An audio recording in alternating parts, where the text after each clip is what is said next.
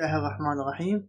البالغ الرشيد هل واجب عليه يتعلم الأحكام التكليفية لو مو واجب؟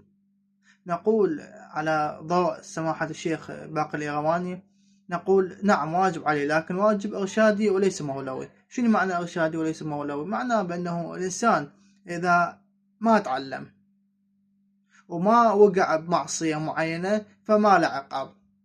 أما لا، إذا ما تعلم وإجا محل ابتلاء ووقع بمعصية بسبب عدم تعلمه فهنا حرام عليه شرعا. فعندنا أمرين: إذا واجب إرشادي وعليك عقوبة إذا أنت تدري بأنه إذا ما تعلمت راح توقع بمعصية، فهنا واجب عليك عقاب إذا ما تعلمت. أما لا، إذا ما توقع في معصية معينة وتعلم بأنه أنت ما راح، حتى لو تعلمت ما راح توقع بمعصية معينة، فهنا مو واجب عليك التعلم.